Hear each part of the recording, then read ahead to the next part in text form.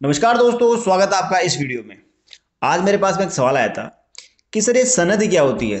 जितने भी law student है आपको भी ये जानना जरूरी है कि सनद होती क्या है और सनद मिलती कैसे है। कई स्टूडेंट तो इस चीज़ को सोचते हैं कि जैसे हमने BCR बार काउंसिल राजस्थान में एनरोलमेंट करा लिया, उसके बाद में जो BCR आपको डॉक्यूमेंट्स भेजता है वही सनद होती है। आप गलत हो। सनद वो नहीं होती। आपका एज एडवोकेट अपने उस बार में रजिस्ट्रेशन हुआ है एज एडवोकेट, ठीक है। अब सनद ये भी आपको जानना बेहद जरूरी है कि सनद मिलती क्या है और सनद होती क्या है। देखिए, एक एडवोकेट के लिए सनद वो चीज़ है जो कि एक प्रमाण पत्र किसी वकील को ये अधिकार देना कि वह किसी भी पक्षकार की, किसी क्लाइंट की पैरवी कोर्ट के समक्ष पेश कर सके या अपनी उनकी बात कोर्ट के समक्ष रख सके। उनका एक प्रमाण पत्र BCI द्वारा दिया जाता है जिसे अपन बोलते हैं सनद, ठीक है। सनद एक प्रमाण पत्र है जो एक वकील को दिया जाता है एज एडवोकेट के तौर पर कि आप किसी भी क्लाइंट की, किसी भी मुवक्किल की, किसी भी पक्षकार की, उनके हितों की रक्षा के लिए आप उनका केस लड़ सकते हो कोर्ट में, उनकी तरफ से प्रेजेंट हो सकते हो, ठीक है। अब बात रही कि यह सनद मिलती कब है और मिलती कैसे है, तो आपको बता देता हूँ। जब भी आप अपने BCR में, बार काउंसिल ऑफ राजस्थान में एनरोलमेंट करा लेते हो, तो एनरोलमेंट कराने के बाद में आपको रजिस्ट्रेशन नंबर मिलता है, ठीक है। उस रजिस्ट्रेशन नंबर के आधार पर आपको देना पड़ता है एक एग्जाम जो कि BCI कंडक्ट कराती है हर साल। साल में ये शायद 2 बार भी करा देती है और कहीं बार इसमें कुछ डिले हो जाता है तो साल में एक बार भी इसका एग्जाम तो होता ही होता है। तो जब आप ऑल इंडिया बार एग्जामिनेशन इसका कंप्लीट करते हो तो उसके बाद में आपको दी जाती है एक COP, सर्टिफिकेट ऑफ प्रैक्टिस। मतलब कि आपको ये अधिकार दिया जाता है कि आप कोर्ट में किसी भी पक्षकार की, किसी क्लाइंट की, किसी मुवक्किल की, उनके हितों की रक्षा के लिए उनकी तरफ से आप कोर्ट में रिप्रेजेंट हो सकते हो, ठीक है। उनकी आवाज़ उठा सकते हो, उनकी आवाज़ कोर्ट में पेश कर सकते हो, ठीक है।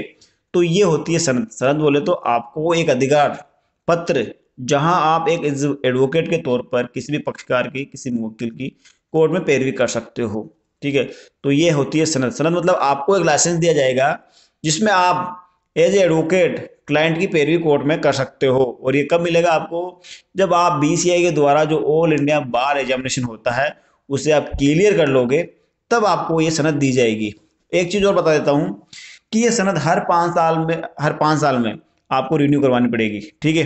कई लॉ स्टूडेंट ऐसे होते हैं जो कि प्रैक्टिस के दौरान या तो प्रैक्टिस करते नहीं है, ठीक है, या उनके कोई भी वकालतनामा कोर्ट में इतना लगता नहीं है, या उनकी इंटरेस्ट नहीं होता, वो अपनी एनर्जी के तौर पर उस टाइम एज एडवोकेट बन जाते हैं, रजिस्ट्रेशन करवा लेते हैं, ठीक है, AIB के एग्ज़ाम भी कंप्लीट कर लेते हैं, ठीक है, लेकिन उसके बाद में वो कोर्ट में इतने प्रैक्टिस नहीं करते या फिर उनमें उतनी रुचि नहीं दिखती, तो इस कारण से वो नहीं करते।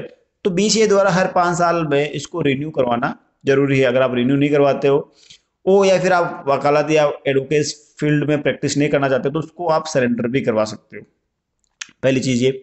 अब दूसरा सवाल मेरे पास में ये आया कि सर BCI में रजिस्ट्रेशन कराने के बाद में पहले AIB का एग्ज़ाम देवे या फिर पहले अपने जो डिस्ट्रिक्ट कोर्ट है वहाँ पर अपना रजिस्ट्रेशन करवावे।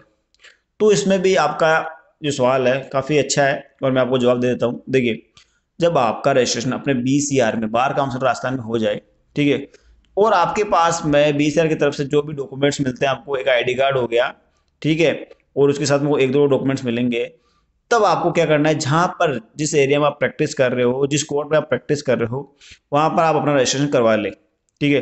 रजिस्ट्रेशन करवाने के बाद में आपको बहुत सारे इसके बेनिफिट मिलने स्टार्ट हो जाते हैं।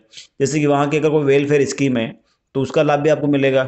वहाँ हर साल वो वोट पड़ते हैं, अध्यक्ष चुने जाते हैं, ठीक है, तो वहाँ पर आप अपना मत दे सकते हो, अपना वोट दे सकते हो, ठीक है।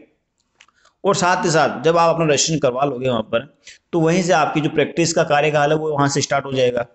तो हर साल कुछ छोटी मोटी वहाँ पर वैकेंसी निकलती है, ठीक है, जैसे ओथ कमिश्नर की हो गई या कुछ और आपका इसमें जैसे जैसे समय कार्यकाल बढ़ता जाएगा तो आपका प्रैक्टिस का जो समय है वो भी धीरे धीरे बढ़ता जाएगा, है ना। तो इस चीज़ का भी आपको बेनिफिट इस दौर मिल सकता है। और बहुत सारी ऐसी चीज़ें हैं जो कि आपको मतलब कि फ्यूचर में आपको इस चीज़ का बेनिफिट मिलेगा। तो आपको बार में रजिस्ट्रेशन करवाना है। कब करवाना है? जब आपका BCR से रजिस्ट्रेशन होकर कंप्लीट हो जाएगा, आपके पास में एडवोकेट का जो लाइसेंस होता है वो आपके पास में आ जाएगा।